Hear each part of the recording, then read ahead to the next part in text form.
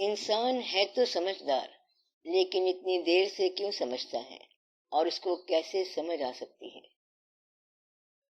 انسان دیر سے نہیں بلکہ جلد ہی سمجھ جاتا ہے، مگر اس کو کثرت ضروریات نے پریشان کر رکھا ہے۔ یہ بلا وجہ پھیل گیا ہے، منتشر ہو گیا ہے۔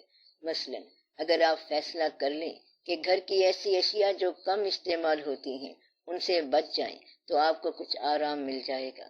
وہ اشیاء جو آپ سے چھن جانی ہیں ان سے بچ جاؤ، اور وہ واقعات جو اللہ کے سفر میں کام نہیں آنے ان سے بچ جاؤ۔ اگر اس طرح کی کوئی سی دو چار باتیں آپ کر لو تو آپ کو بات جلدی سمجھ آ جائے گی۔ ایک مقصد اور ایک نصب العین رکھو۔ جب یکساں خیال کے ساتھ سفر کرتے جاؤ گے تو کامیابی ہی کامیابی ہے۔ آپ کی پرابلم ہے ریش ہونا۔ آپ کہتے ہیں ہم یہ کر کے رکھ دیں گے، وہ کر کے رکھ دیں گے۔ مثلا مکان ابھی بنانے لگے ہیں، تھوڑا سا بنایا، پھر آپ تھک گئے تو جو مقصد تھا مکان کو مکمل کرنے کا، آپ نے اس مقصد کو چھوڑ دیا۔ اسی طرح مسجدیں بناتے ہو اور نمازی نہیں بنتے۔ مسجد تو بنا دی شب بھر میں ایمان کی حرارت والوں نے، من اپنا پرانا پاپی ہے برسوں سے نمازی بن نہ سکا۔ آپ ایکٹیویٹیز کرتے جاتے ہو اور ان کا مقصد نہیں سمجھتے، اور پھر آپ ایک حرکت کے بعد دوسری حرکت اس کے عین متضاد کرتے ہو۔ ایک آدمی 10 قدم رائٹ چلا، 10 قدم لیفٹ چلا، 10 قدم آگے چلا اور 10 قدم پیچھے چلا۔ آپ بتائیں کتنا سفر کیا اس نے؟ کچھ سفر نہیں کیا بیچارے نے، وہ سفر کو گیا ہی نہیں، حالانکہ چلتا رہا ہے۔ اسی طرح ایک آدمی کے ہاتھ میں گھاس کی رسی تھی اور بنتا جا رہا تھا، اس کے پاس گدھا کھڑا ہوا تھا۔ گدھا رسی کھاتا جا رہا ہے اور وہ آدمی بنتا جا رہا ہے۔ سال کے بعد کتنی رسی بنی اس نے؟ وہ ٹکڑا جو اس کے ہاتھ میں تھا۔ اس گدھے سے بچو، یہ گدھا ہی آپ کو کھائے جا رہا ہے۔ آپ کے ہاتھ کی بنی ہوئی رسیاں گدھا کھاتا جا رہا ہے، گدھے کو آپ چھوڑتے نہیں ہو۔ یہ آپ کی جو ہوس پرستیاں ہیں اور لالچ ہے، یہ آپ کے شعور کی رسی کو کھاتے جا رہے ہیں۔ شعور آپ کے اندر ہے، آپ بالغ ہو اور سمجھدار ہو، مگر ضرورت، مجبوریاں، کمپرومائزز آپ کے شعور کو کھاتے جا رہے ہیں، اور آپ الٹیمیٹلی سارا وقت ضائع کر بیٹھتے ہیں اور محنت برباد کر بیٹھتے ہیں۔ خداوند تعالیٰ کسی کی محنت نہ برباد کرے۔ محنت برباد کیسے ہوتی ہے؟ جب محنت کے مقابلے کی محنت آپ خود کرتے ہیں۔ مثلا حاصل کی محنت یعنی پیسے جمع کرنے کی محنت۔ اگر آپ دنیا کی سیر کرنے جا رہے ہیں تو ایسا بھی ہو سکتا ہے کہ اپنا مکان بیچ کے لوگوں کے مکان دیکھنے چلے جاؤ، یا غریب آدمی امریکہ میں پڑھنے کے لیے چلا جائے۔ بچہ پڑھنے کے لیے باہر بھیجتے ہو اور چاہتے ہو کہ نتیجہ اسلامی نکلے۔ اپنی ذات کے ساتھ آپ الجھ گئے ہیں۔ You have confused yourself۔ سارا سفر پھر آر سے شروع کرو۔ It is never too late۔ پچھلی بات پہ استغفار کرو کہ یا اللہ سارا پچھلا سفر معاف کر دے، جو کچھ بھی ہے توبہ ہو جائے، اور آج سے بسم اللہ کرو اور آرام سے سفر کرنا شروع کر دو۔ پہلے خوب غور کر لو، سفر شروع کرنے کے بعد کچھ نہ کرو، اب اور بحثیں نہ کرو، اب اپنے آپ کے ساتھ رحم کرو۔ آپ نے ہی اپنے آپ کو پیٹیبل بنا دیا ہے اور خود ہی پیٹیبل بنایا ہے، تو آپ اپنے آپ پر تو رحم کرو۔ پھر یہ کوئی بعید نہیں ہے کہ اندر سے کوئی چمک پیدا نہ ہو۔ جب آپ میزریبل بن جاتے ہو تو مجھے افسوس ہوتا ہے۔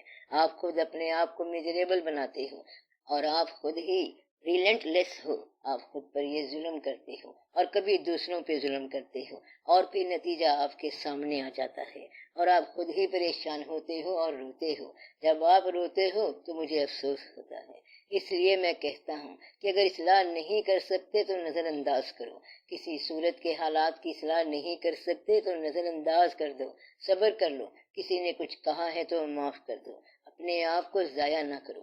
اس طرح آپ کا مسئلہ حل ہو جاتا ہے۔ آپ نے اپنے آپ کو بنانا تھا اور آپ اپنے ہاتھوں کے افسوس بن گئے۔ آپ اپنے ہاتھوں سے پریشان ہو۔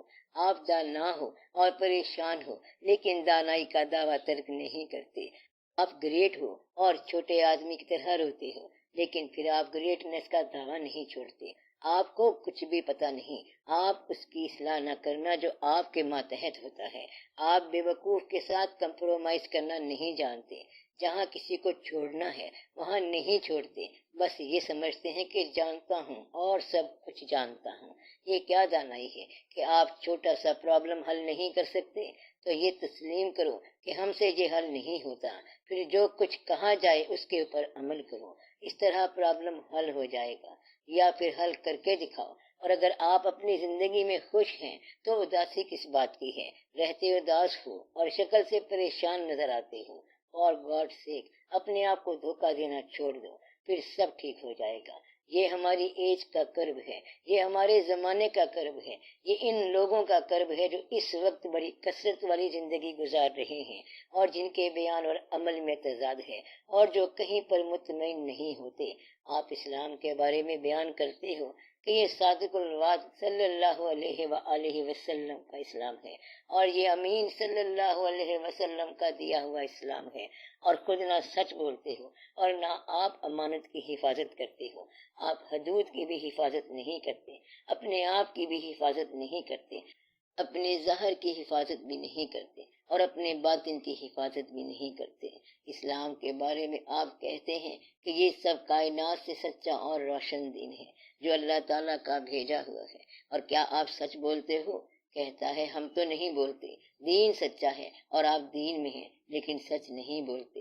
آپ کے دین کو یہ دعا کرنی پڑے گی کہ یا اللہ مجھے جھوٹوں سے بچا، کہیں ایسا نہ ہو کہ اس دین کا حامی دعا مانگے کہ یا اللہ مجھے جھوٹے فالوور سے بچا۔ اللہ تعالیٰ آپ کے ساتھ وہ نہ کرے جو منافقین کے ساتھ ہوا کرتا ہے۔ تو اس وقت اسلام مسلمانوں سے بیزار ہے، جس طرح زمین اپنے اوپر والے بورڈ سے پریشان ہے، جس طرح اکثر لوگوں سے پریشان ہیں۔ اس کا علاج اب نافذ ہونے کا امکان ہے۔ میں آپ کو بتا رہا ہوں، پھر اسلام کیونکہ پیور دین ہے اس لیے یہ اپنے آپ کو پیور کرتا ہے اور اپنے آپ کو صاف رکھتا ہے، پھر جو ڈیفائی کرنے والے ہیں ان کو جکڑ دے گا۔ سمندر کی خوبی ہے کہ وہ ہلاک ہونے کے بعد مردار کو باہر پھینک دیتا ہے۔ اب یہ کثرت جو ہے یہ بھی سمندر کی طرح ہے، اور اس کے اندر جو مرے ہوئے مسلمان رہتے ہیں، جن کے باطن میں تعفن میل ہے، جن کے ظاہر میں تعفن ہے اور جن کی نیتوں میں تعفن ہے، وہ ان کو باہر پھینک دے گا۔ پھر آپ نہ کہنا کہ آپ کو بتایا نہیں تھا۔ آسان طریقہ بتاتا ہوں کہ آپ توبہ کر لو، اور جو تم نے غلط قسم کے پیسے چھپا کے رکھے ہیں ان کو اللہ کی راہ میں ریلیز کرتے جاؤ، پھر آپ کا آگے کا سفر چلتا جائے گا، اور سفر ہے ہی کوئی نہیں تو ساری زندگی ٹرین کی طرح گزرنی ہے۔ اگلا اسٹیشن آ جائے گا اور سامان پیچھے رہ جائے گا۔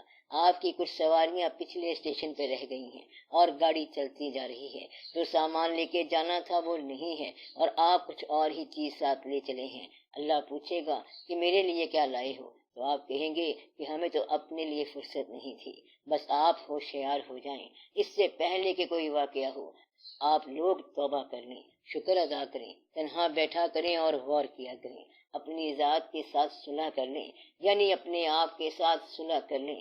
اس طرح انسان کو سب سمجھ آ سکتی ہے۔ سر آپ کہہ رہے ہیں کہ اپنی ذات کے ساتھ صلح کر لیں، یہ کیسے کی جاتی ہے؟ اس طرح صلح کر لو جیسے جھگڑا کیا ہے۔ پہلی بات تو یہ ہے کہ آپ نے جو اعتقاد تسلیم کر لیا ہے اس پر عمل کر لو۔ جس علم کو آپ نے مانا ہے وہی عمل آپ زندگی میں نافذ کرو، یعنی کہ عقیدے کے مطابق عمل ہونا چاہیے۔ دوسری بات یہ کہ زیادہ سے زیادہ کوشش کرو کہ اپنے ظاہر اور اپنے باطن کا فاصلہ کم کر دو۔ تیسری بات یہ ہے کہ اپنے گھر کو پرسکون بناؤ تاکہ آپ کا دل پرسکون رہے۔ چھوٹا سا گھر ہوتا ہے آپ کا، اور اس میں نہ تو خواہشات کا زیادہ جھمگٹا ہو اور نہ زیادہ پریشانیاں پیدا ہوں۔ یہ اپنے دل کو اپروچ کرنے کا خاص فارمولہ ہے اور بڑا راز ہے۔ اس گھر کو اپنا دل بنا لو اور دل کو گھر بنا لو۔ اس طرح ڈسٹربنس نکل جائے گی، کمپرومائز ہو جائے گا، صلح ہو جائے گی۔ آپ کی زندگی میں آپ کے عزیزوں کا اتنا ہی حق ہے جتنا آپ کا اپنا۔ اب یہ گھر سب کا گھر ہے۔ آپ کا بیٹا جو آپ کے گھر میں پیدا ہوا وہ آپ کا وارث ہے، اور وہ پیدا ہوتے ہی آپ کی دانائی کا بھی مالک بن بیٹھا۔ یہ ہے قدرت کا کھیل، اور اس کھیل کو تم روک نہیں سکتے، اور یہ استحقاق اسے قدرت نے دیا ہے۔ آپ اور آپ کی بیوی قدرت کا جوڑ ہے، اب آپ اس کو توڑ نہیں سکتے۔ زندگی کا یہ تعلق توڑنے کے بعد جہاں آپ پہنچو گے تو وہاں نہ کوئی چارہ ہوگا اور نہ کوئی علاج ہوگا۔ دکھ کو سمیٹنا ہی خوشی ہے، غم کو پی جاؤ۔ ضبط غم کا شعور ہے شاید، مسکراہٹ کو اور کیا کہیے۔ اپنے غم کو ترک کر دو ورنہ یہ تمہیں پاگل کر دے گا۔ کون سا ایسا آدمی ہے جس نے سکھ اور دکھ نہ دیکھا ہو؟ ہر آدمی دکھ سکھ سے بھرا ہوا ہے، اس لیے اچھلنے کی بجائے سمٹ جاؤ۔ اللہ کے کام کے اندر ہرگز دخل نہ دو۔ آپ کی جو زندگی ہے اور زندگی میں جو شریک ہے اس کے ساتھ اس زندگی سے گزر کر نکل جاؤ۔ یہ 4 دن کا میلہ ہے، اس میں مصیبت نہ پیدا کرو۔ یہ مسافرت کا وقت ہے اور اس میں قیام کی بات چھوڑ دو۔ یہ ایمرجنسی کا وقت ہے۔ اب پریشانی آپ کے دل میں آ گئی ہے۔ آج سے کئی سال پہلے آپ کو پریشانی ہوتی تھی، تب بھی سکون ہوتا تھا، اور اب سکون ہو تب بھی پریشانی ہے۔ تو اب some thing wrong some where ہوا پڑا ہے، بلکہ اب تو some thing seriously wrong every where, اور انسان سیکیور نہیں رہا۔ انسان کی سیکیورٹی کا مطلب کیا ہوتا ہے؟ سیکیورٹی کا مطلب یہ ہوتا ہے کہ جب کوئی آدمی آپ کو کسی آنے والے سانحے کی خبر دے اور آپ وقت سے پہلے تیار ہو جائیں۔ آنے والی مصیبت کی اطلاع مل جانے پر توبہ کر لینی چاہیے۔ ایک وقت ایسا آنے والا ہے جس میں شاید توبہ کا بھی موقع نہ ملے۔ اس سے پہلے کہ وہ وقت آئے توبہ کر لو۔ اس سے پہلے کہ آپ کے ہاتھ روک لیے جائیں اپنے ہاتھوں کی اصلاح کر لو، خیال کی اصلاح کر لو، تھوڑا سا ایزی ہو جاؤ، تھوڑا سا کمفرٹیبل ہو جاؤ، برداشت کر لو، اپنی ذات کے ساتھ جھگڑا نہ کرو۔ آپ کی ذات کیا ہے؟ بیوی بچے آپ کی ذات ہیں، آپ کے گرد و پیش آپ کی ذات ہیں، اور آپ کے دوست احباب آپ کی ذات ہیں۔ اپنی ذات کے ساتھ مت جھگڑا کرو، اپنی ذات کو آسان رکھو اور اپنی نیند کو پریشان نہ کرو۔ اس کا مطلب یہ ہے کہ جب آپ سو جاؤ تو تمام پیراڈاکسز اور تمام کمپلیکسز اللہ کے حوالے کر دو، یعنی توبہ کر کے سو جاؤ۔ یا اللہ، آج کا دن جیسے گزرا، جو بھی غلطی ہو گئی ہے تو اسے معاف فرما، اور اگر میری وجہ سے کسی انسان کا دل دکھ گیا ہے تو ناراض نہ ہونا، اور مجھے اتنی مہلت دینا کہ میں اس انسان کے دل کو راحت پہنچا سکوں۔ کسی کا دل جتنا دکھی کرو گے تو اپنے لیے اتنی اذیت پیدا کرو گے۔ آپ کو ظلم کرتے وقت اذیت محسوس نہیں ہوتی، لیکن ظالم جب اپنا ظلم کر چکا ہوتا ہے تو کچھ دیر کے بعد اس کو اپنے اندر سے ایک آواز آ جاتی ہے اور سزا شروع ہو جاتی ہے۔ پھر ایک ایسا وقت آتا ہے کہ وہ اپنی غلطی ریووک نہیں کر سکتا۔ اس لیے اس سے پہلے کہ تم سختی کرو اپنا لہجہ بدلو، توبہ تائب ہو جاؤ، ایزی ہو جاؤ، کمفرٹیبل ہو جاؤ، شگفتہ ہو جاؤ، پربہار ہو جاؤ، اپنے لیے رحم دل ہو جاؤ، اپنی ذات کے ساتھ رحم کرو، خوش رہو، اس سے ہمیں بھی خوشی ہوگی۔ ہم چاہتے ہیں کہ آپ خوش رہو، آپ خوش رہا کرو۔ اس کا طریقہ یہ ہے کہ دوسروں کو خوش رکھا کرو۔ خوش رہنے کا طریقہ کیا ہے؟ خوش رکھا کرو۔ اگر آپ یہ شرط لگاتے ہو کہ دوسرے مجھے خوش رکھیں تو دنیا والے تو آپ کو خوش نہیں رکھیں گے۔ آپ برداشت والے بنو۔ اگر آپ کے ساتھ کوئی ظلم کرے تو آپ اس کے لیے دعا کریں۔ آپ ظالم کے ساتھ ظلم نہ کریں، کیونکہ آپ اور طرح کے لوگ ہیں۔ آپ اپنی ذات کو دریافت کرنے والے ہیں۔ آپ ظالم کے ساتھ ظلم نہ کریں اور ہر ایک کو آسانی دیں۔ آپ اپنی قبر کے اندر آگ نہ ڈالیں، کیونکہ آپ جتنے دل دکھی کرو گے قبر میں اتنی آگ ہوگی۔ میں یہ تو بتا نہیں رہا ہوں کہ کون سا وظیفہ پڑھنا ہے، میں تو آپ کو اور ہی وظیفہ بتا رہا ہوں کہ دلوں کو دکھی نہ کرو، کیونکہ اس سے آپ کی قبر اذیت میں مبتلا ہو جائے گی۔